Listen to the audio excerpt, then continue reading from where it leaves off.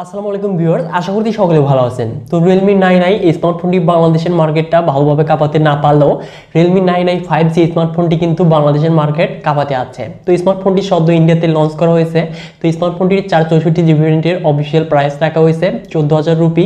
তো স্মার্টফোনটি এই বাজেটে অফার করছে ভালো ডিজাইন এবং বিল্ড কোয়ালিটির সাথে। এই স্মার্টফোনটি রিয়ারে দেখতে পারবো ভালো ক্যামেরা সেটআপ এবং স্মার্টফোনটির কিন্তু গেমিং পারফরমেন্সটাও যথেষ্ট ভালো হতে যাচ্ছে, কারণ এখানে একটি 5G চিপসেট থাকছে এবং এই চিপসেটটি কিন্তু গেমারদের জন্য অবশ্যই এই বাজেটে বেস্ট বলা যায়।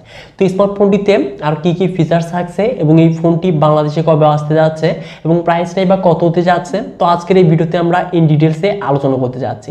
তো চলুন কথা না বাড়ি তাহলে ভিডিওটি স্টার্ট করা যাক। সো ভিউয়ার্স, প্রথমেই যদি আমরা এই স্মার্টফোনটির বক্সটিকে আনবক্সিং করি, তো ফার্স্টে দেখতে পারবো ম্যানুয়াল বক্স, যার মাঝে থাকছে পেপারস, আর নিচে দেখতে পারবো সিম ইজেক্টর অ্যান্ড ব্যাক কভার। তো তার নিচে দেখতে পারবো কিন্তু আমাদের কাঙ্ক্ষিত স্মার্টফোনটি। তো ফোনটিকে একটু সাইডে রাখলে তার নিচে দেখতে পারবো 18 watt charging adapter and USB type C data cable. তো এই কিন্তু মূলত হতে যাচ্ছে বক্স কন্টেন্ট হিসেবে। তো এবার যদি মুভ করা যায় স্মার্টফোনটিতে, তো স্মার্টফোনটির ফ্রেম এবং রিয়ারে দেখতে পারবো আমরা পলিকার্বনেট ম্যাটেরিয়াল, যেটি কিনা গ্লসি ফিনিশিং এর সাথে আসতে যাচ্ছে। তো অবশ্যই এই স্মার্টফোনটির ডিজাইন এবং বিল্ড কোয়ালিটি কিন্তু যথেষ্ট প্রিমিয়াম হতে যাচ্ছে, বিশেষ করে সিডির যে রিয়ারের যে ডিজাইনটি রয়েছে, তো রিফ্লেক্ট কালার। তো স্মার্টফোনটির রিয়ারের ডিজাইনটাও কিন্তু আমরা রিফ্লেক্ট কালারে দেখতে পারবো এবং সানলাইটে কিন্তু মুভ করলে অনেকটা একটি প্রিমিয়াম এখানে ডিজাইন ফিল হয়। তো অবশ্যই এখানে কিন্তু এই ডিজাইন এবং বিল্ড কোয়ালিটি বেস্ট বলা যায়।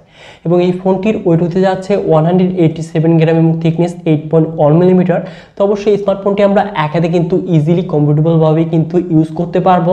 এবং এই ফোনটির ডান সাইডে থাকছে পাওয়ার বাটন, যেটি কিনা সাইড মাউন্টেড ফিঙ্গারপ্রিন্ট হিসেবে কাজ করবে এবং টপে আমরা কোনো কিছুই দেখতে পারবো না। এবং বাম পাশে থাকছে ভলিউম আপ এবং ডাউন বাটনের সাথে ট্রিপল কার্সর, যেখানে আমরা দুটি সিম সহ একটি মেমোরি কার্ড ইউজ করতে পারবো। এবং নিচে দেখতে পারবো 3.5mm audio jack, primary microphone, USB type C port এবং স্পিকার কিল। তো অবশ্যই স্মার্টফোনটি যদি এবার মুভ করা যায় ডিসপ্লেতে, তো এখানে আমরা অর্ডার ডব নচ দেখতে পারবো। বর্তমান সময় এই বাজেটে আসলে কখনোই মানানসই না, তো এখানে তারা কস্ট কাটিং করেছে। এবং এখানে দেখতে পারবো আমরা 6.6 inches IPS LCD display panel, যার রেজলিউশন ফুল HD প্লাস, সাথে থাকছে 90 হার্জ রিফ্রেশ রেট। তো অবশ্যই এখানে কিন্তু এই ডিসপ্লেকে প্রোডাকশন হিসেবে থাকছে আবার পান্ডা গ্লাস। তো এখানে ডিসপ্লের কালার, কন্ট্রাস্ট, ব্রাইটনেস সকল কিছু ভালো হলেও এখানে তারা অটো ডপ নচ দিয়েছে, যা বর্তমান সময়ে আসলে মানানসই না। তো এই ব্যতীত কিন্তু এই স্মার্টফোনটির ডিসপ্লে কোয়ালিটি অবশ্যই বেস্ট বলা যায়। তো এবার যদি মুভ করা যায় এই স্মার্টফোনটির পারফরমেন্সে, তো এখানে আমরা অ্যান্ড্রয়েড ভার্সন 12 এর সাথে Realme UI 3.0 দেখতে পারবো, যেখানে চিপসেট হিসেবে থাকছে MediaTek Dimensity 810। তো অবশ্যই এই চিপসেটটি কিন্তু যথেষ্ট পাওয়ারফুল এবং এই চিপসেটটি কিন্তু 6nm ফেব্রিকেশনে তৈরি একটি অক্টোকোর প্রসেসর। তো অবশ্যই এই চিপসেটটি কিন্তু গেমারদের টার্গেট করে আসলে মেক করা হয়েছে। তো এখানে এই চিপসেটটি থেকে আমরা পাবজিতে ব্যালেন্স আল্ট্রা বা স্মুথ আল্ট্রা সেটিংসে আমরা প্লে করতে পারবো এবং HD হাই রেজলিউশনে সর্বোচ্চ প্লে করতে পারবো। এবং পাবজি গেমিং পারফরমেন্সটা কিন্তু যথেষ্ট ভালো হতে যাচ্ছে।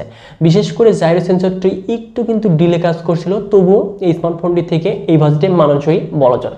এবং আদার যে গেমগুলো রয়েছে, তো সেই গেমগুলো কিন্তু আমরা স্মার্টফোনটি থেকে ইজিলি প্লে করতে পারবো। তো অবশ্যই স্মার্টফোনটি থেকে আমরা গেমিং পারফরমেন্সটা যথেষ্ট ভালো পেতে যাচ্ছি। এবং এই ফোনটি আমরা দুটি ভেরিয়েন্টে দেখতে পারবো, 4GB 64GB এবং 6GB 128GB এবং LPDDR4X র্যাম টাইপ এবং স্টোরেজ টাইপ UFS 2.2। তো অবশ্যই ডাটা রিড এবং রাইট হবে কিন্তু যথেষ্ট ফাস্টের স্পিডে।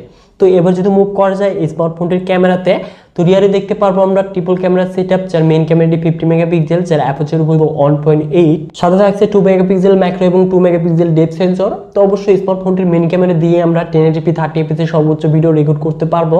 এবং এই ফোনটির মেইন ক্যামেরা যদি আমরা ফটো কোয়ালিটি নিয়ে কথা বলি, তো অবশ্যই দেখতে পাচ্ছেন তো ফটো কোয়ালিটি এই বাজেটে কিন্তু ভালোই বলা চলে।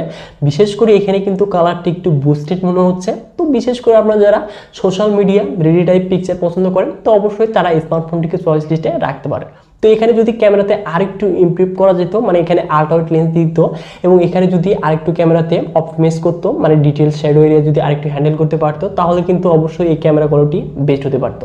তো এবার যদি মুভ করা যায় এই স্মার্টফোনটির ফ্রন্টে, তো ফ্রন্টে দেখতে পারবো 8 মেগাপিক্সেল সেলফি ক্যামেরা, যেটি দিয়েও আমরা 1080p 30fps এর সর্বোচ্চ ভিডিও রেকর্ড করতে পারবো।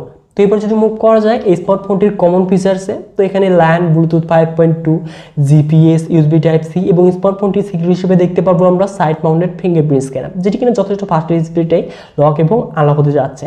সাথে থাকছে 5000 mAh ব্যাটারি, যেটি কিনা 18 ওয়াট ফাস্ট চার্জিং সাপোর্টেড। এবং স্মার্টফোনটি আমরা 0 to 100% চার্জ কিন্তু এখানে 2 ঘন্টা 30 মিনিটের বেশি চার্জ কমপ্লিট হতে দেখতে পারবো। এবং এই ফোনটি দিয়ে আমরা 9 ঘন্টার চাইতে বেশি কিন্তু আমরা স্ক্রিন অন টাইম দেখতে পারবো। তো একদিনের সাথে বেশি ব্যাটারি ব্যাকআপ কিন্তু পেতে যাচ্ছি এই স্মার্টফোনটি থেকে। এবং এই ফোনটি আমরা 3টি কালার ভ্যারিয়েন্টে দেখতে পারবো, ব্লু, ব্ল্যাক এবং গোল্ড। তো এবার যদি আসা যায় এই স্মার্টফোনটির প্রাইসে, তো স্মার্টফোনটি ইন্ডিয়াতে 464GB ভ্যারিয়েন্টটি অফার প্রাইসে 14,000 রুপিতে দেখতে পাচ্ছি এবং 6128GB ভ্যারিয়েন্টটি আমরা 16,000 রুপিতে দেখতে পাচ্ছি। তো অবশ্যই এই স্মার্টফোনটি বাংলাদেশে অফিসিয়ালভাবে লঞ্চ হলে আমরা 20 থেকে 22,000 টাকার আশেপাশে দেখতে পারবো। তো অবশ্যই সকল স্মার্টফোনগুলোর প্রাইসটা বেশি এবং বাংলাদেশে কিন্তু বর্তমান কোন স্মার্টফোনগুলোই লঞ্চ হচ্ছে না। তো আশা করছি আমরা 1 থেকে 2 মাসের মধ্যে স্মার্টফোনটিকে অফিসিয়ালভাবে লঞ্চ হতে দেখতে পারবো। আর যদি কোনো আপডেট পাই তাহলে অবশ্যই ভিডিওর মাধ্যমে কিন্তু আপনাদের জানিয়ে দেবো। তো এবার আসা যায় এই স্মার্টফোনটির পজিটিভ এবং নেগেটিভ সাইডে। তো অবশ্যই এই স্মার্টফোনটির যদি পজিটিভ সাইড নিয়ে কথা বলা যায়, তো এখানে আমরা ভালো গেমিং চিপসেট দেখতে পারবো এবং এর ক্যামেরা কোয়ালিটিও যাই হোক এই বাজেটে অ্যাভারেজ বলা চলে এবং ডিজাইন এবং বিল্ড কোয়ালিটি কিন্তু এই স্মার্টফোনটি যথেষ্ট ভালো বলা যায়। এবং যদি এবার আসি এই স্মার্টফোনটির নেগেটিভ সাইডে, তো স্মার্টফোনটিতে আমরা সেকেন্ডারি নয়েজ ক্যান্সেলেশন মিসিং থাকছে এবং এখানে অর্ডার ড্রপ নয়েজ থাকছে, যা বর্তমান সময়ে আসলে মানানসই না। এবং এখানে রিয়ারে যদি এখানে একটি আল্ট্রাওয়াইড লেন্স দিত তাহলে অবশ্যই বেস্ট একটি ফোন হতে পারতো। যদিও এই বর্তমান সময়ে প্রাইসগুলো হাই, তো এখানে তারা কস্ট কাটিং করেছে। তো এই ফোনটিকে কিন্তু যদি 20-22 হাজার টাকা প্রাইসে অফিসিয়ালি বাংলাদেশে লঞ্চ করা হয় তাহলে অবশ্যই বর্তমান সিচুয়েশন অনুযায়ী ঠিকঠাকই বলা চলে। তো স্মার্টফোনটি আপনাদের কাছে কেমন লেগেছে অবশ্যই ভিডিওতে লাইক করে কমেন্ট বক্সে কমেন্ট করে জানিয়ে দিবেন এবং এই চ্যানেলটিতে নতুন হলে অবশ্যই আমাদের এই চ্যানেলটিকে সাবস্ক্রাইব করে হয়ে যাবেন ফ্যামিলির একজন নতুন সদস্য। সো ভিডিওতে দেখা হচ্ছে শীঘ্রই নতুন কোনো ভিডিও।